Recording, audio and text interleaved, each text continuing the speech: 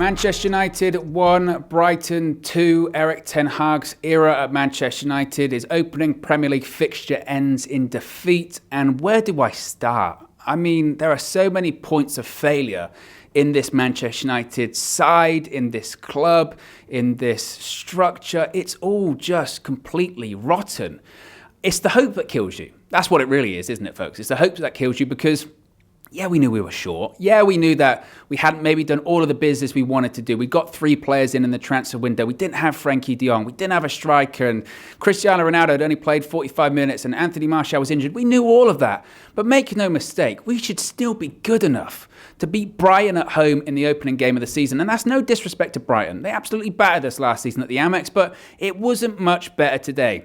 Our goal that we got was an own goal. And we didn't even threaten that much either. Brighton won this game, deservedly so, and Manchester United ultimately were shambolic. We spoke about Ralf Rangnick when he was in charge, having the fabled 20 minutes at home against Crystal Palace. The 20 minutes when we had the gegenpress. We got 15 of it today. 15 minutes of Ten Hag ball at Old Trafford. And apart from that, revert to type. The fragility in this side is unbelievable. The slightest blow to the jaw or a body shot and we're out. We're done. Revert to type. Long ball, giving the ball away. Just nothing. In the midfield, Fred and McTominay. Sometimes I've defended him.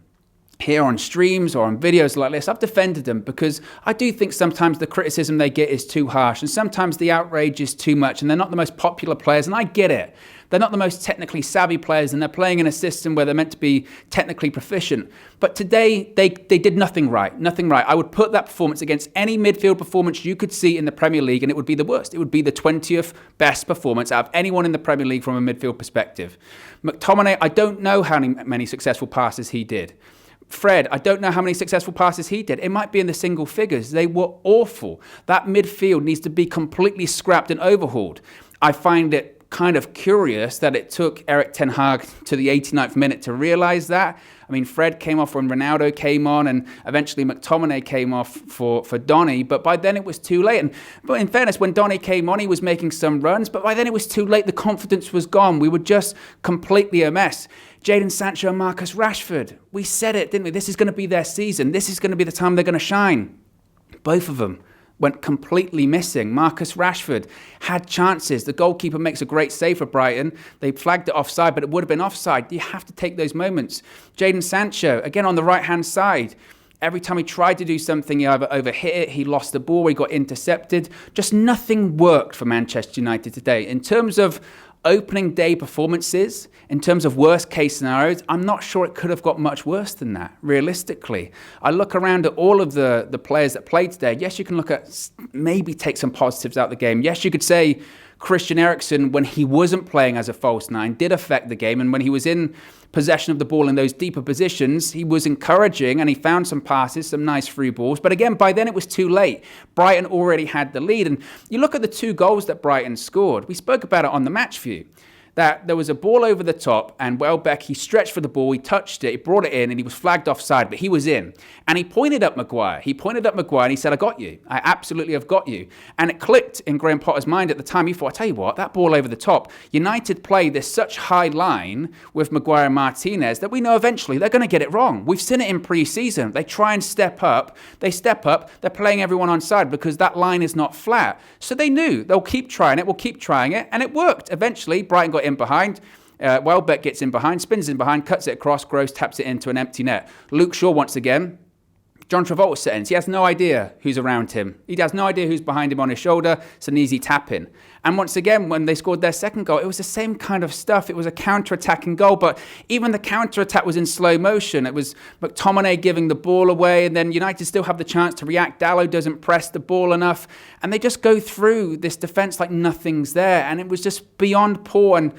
And maybe the most disappointing thing of it, again, is that it's more of the same. It really is the hope that does kill you because, yeah, we knew we weren't ready, but we should be good enough to beat Brighton at home. And maybe that is the reality check for Erik ten Hag, is that we're not. We're not good enough. These group of players just flatly aren't good enough.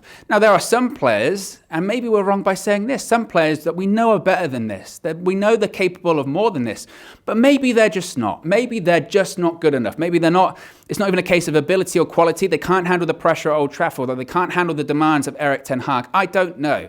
One thing I don't do is blame the manager today. Yes, maybe his gamble, or maybe it was a calculated risk rather, to start with a false nine and Christian Eriksen. Clearly that didn't pay off. But his options were also limited too. You had a striker in Anthony Martial that played all the way through pre-season. He's injured. Cristiano Ronaldo plays 45 minutes of all of pre-season. He couldn't start today. He can say that he's ready on his Instagram story. He can go ready and put those stories out there, but clearly he wasn't. When he came on in the second half, he didn't really affect the game that much for a variety of reasons, probably the biggest being he's just not sharp. He's not ready. He's not match fit, clearly. Towards the end of the game, and he only played, 40 minutes of football, he looked gassed. He looked tired. And then you have the questions of, can he even play in Erik ten Hag's system as well? All of that plays into it too, but he didn't look ready, so his options were limited. But again, I don't blame the manager. I sympathise with the manager because he has to try somehow to figure out how to make it work with this group of players. And I'm not afraid to hold my hands up and say I was wrong about certain aspects this summer. When people talk about Porridge and the transfer window and recruits being needed, and I said there's still time, and there is still time. And maybe today is the best thing for it because today must be a wake-up call for those in the club saying, we can't go on like this. If we don't bring anyone else in this transfer window, we are screwed. Forget about finishing in the top 4. Forget about finishing in the top 6. Let's just get in the top half first, because that wasn't a performance that merited being in the top half of the Premier League. It was devoid of anything, devoid of any kind of aggression, any kind of passion. Nothing was involved in Manchester United today that was redeemable. Yeah, you can talk about Eriksen, but in the grand scheme of things, there was nothing. There was nothing today that I can point to and go, well, that's a positive.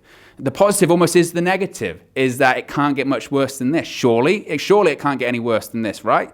But if we don't sign anyone, absolutely it could. And I know some people might be saying, oh, Owen, you're being really reactionary here, and it's one game. And I know it's one game. We saw Arsenal last season in the Premier League. They lost their first, 2 or 3 games, and they should have qualified for the top 4 in the end. It's not to say that United can't be turned around this season, but I can't, unless these players buy in. And I thought they had bought in.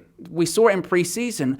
That's what's maddening about this. We saw it in pre-season. They are capable of better. They are capable of playing how Erik ten Hag wants them to play. But as I mentioned, the slightest bit of pressure, the slightest knock to the jaw or body blow, they just revert to type. Long ball, freestyle football again, stupid passes, just lumping the ball into the box with a hope that it would happen. I watched that game, and every single time we went forward, I myself am trying to will the ball into the back of the net, hoping that someone can do something. Moments FC, it still is. And again, I don't blame Erik ten Hag for that. I blame a group of players that clearly can't take on board instruction, or they don't want to. Last season, we faulted them for not trying. I don't even know if I can fault them for not trying today. I can certainly fault them for not being good enough. And that's clearly what a lot of these players are. They're just not good enough. Recruitments are needed. We need a striker. We clearly need a 6. I don't know if that's Frankie de Jong anymore, because I don't blame him if he goes running to Chelsea or takes that pay cut at Barcelona after seeing this performance. But we need options. We need more, because what we have right now isn't good enough. And if we stick with it, we'll be in trouble this season. So there you go. Erik ten Hag's Premier League opener ends in defeat. Let's just hope it can't get any worse than this.